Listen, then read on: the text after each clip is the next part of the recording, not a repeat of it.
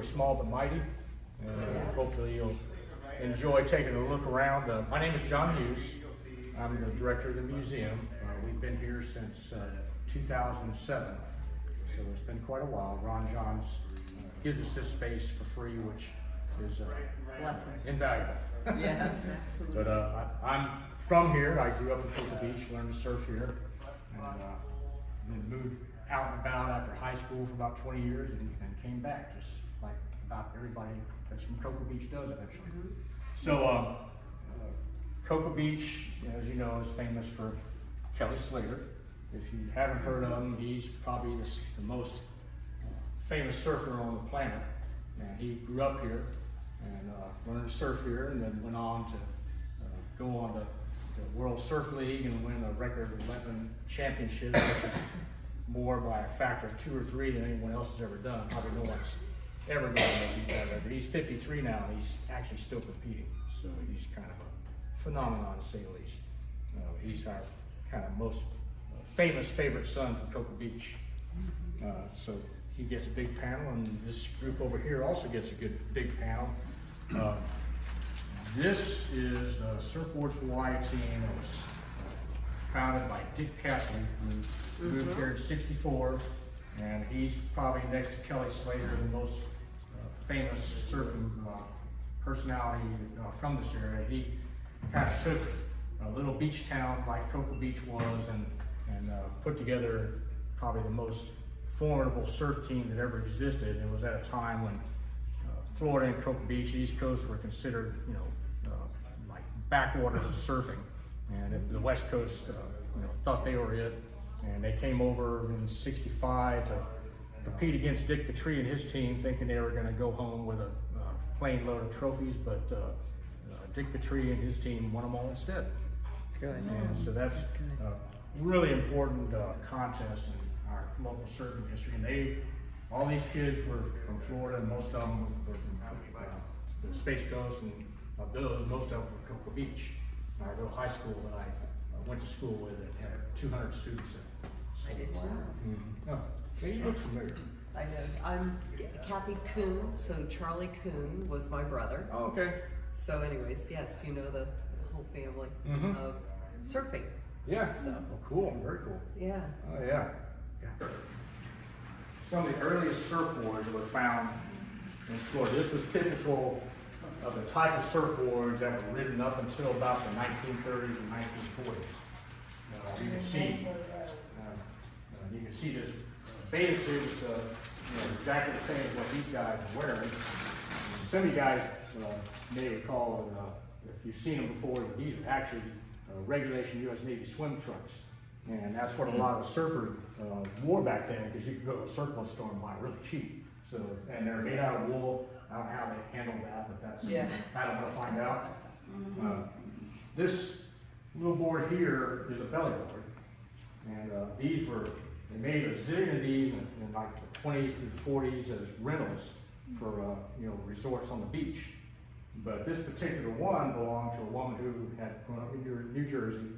She came to Cocoa Beach, and after she died, they had an estate sale, and we picked this up. So she hung on to this thing for 70, 80 years. It meant that much to her, and it had her name carved in the front. It was Edie. So this, it's not. There's a lot of these boards, not a lot, but there's a fair number of these boards that are around, but very few of them that were actually personalized like that. So that's cool. This board here, we just got about a year ago. This is the type of board they were riding back as early as 1910. And I think this is somewhere between 1910 and 1920. And this was made locally out of Cyprus, because how do we know that? We found an article from St. Augustine in their local newspaper in 1915, where there's an article that describes exactly the same description of this board, how it was built, and about dimensions and everything, so we know it goes back at least to 1915. And it described a guy building a board, local guy, who went to the railroad's carpenter shop, had him pick some nice pieces of cypress for him and build a board that looked almost exactly like this. So I think this is, I'm saying this till somebody calls me out, I think this is the oldest board on the East Coast that exists. So I'm pretty stoked about that. So they went from riding these and then went to these. Whole different thing.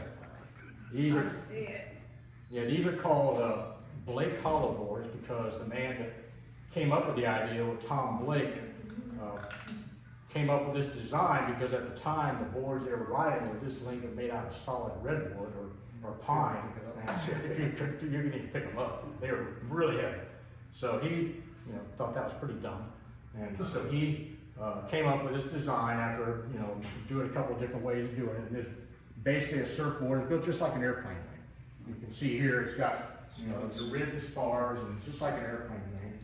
So he patented that, and he's built something to sell, but he also put the plans in Popular Mechanics. So when he did that, he started sprouting up all over the place because anybody could build one themselves. And, Bud Gardner, who was a famous builder in this area, was known for his craftsmanship. This is a little miniature display surfboard he made, and that was that's the kind of craftsmanship that we did. And actually, some of the stuff was a lot nicer than that. This is who I was talking about, Pat O'Hare. Pat O'Hare moved here in 1962, and he was like besides Murph, he was one of the first ones to come over here and start building surfboards locally, which he did for like 60 years. And he built beautiful surfboards, Surfboards O'Hare, and he ended up in the East Coast Surfing Hall of Fame and also the Shape Surfboard Builders Hall of Fame. He's legendary and was known around the world. He unfortunately passed away in 2017, but his son Sean, who I mentioned, got that trophy in the case. He was the one that actually founded this museum, and that was back in 2000. We kind of that occurred. Him and me and a bunch of other people that hung out at 13th Street to surf. We just started talking about, hey, well, that museum, and it just kind of went from there, and we ended up with what we have now. So you asked about the twins. Here they are. This is CJ and Damian Hobgood. Absolutely phenomenal, just animal surfers. They were just unbelievably talented. The people that came out of this area in the last 40 years, but aside from Kelly Slater, these two guys were phenomenal. They're twins, and they surfed together, and they competed against each other, and they were. Not worked with their mother. Oh, really? Yes. Oh, how interesting. Well, we've got them here, and they both have retired from the World Surfing League, which is the premier competition in the United States. These guys were on the World Surf League for 20 years, and they won box full of trophies. And if it hadn't been for Kelly Slater, they probably both would have been multiple world champions. But they're phenomenal surfers, and they're from this area.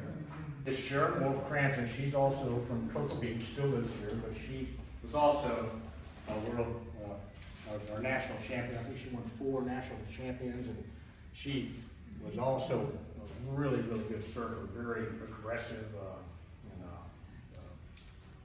talented surfer.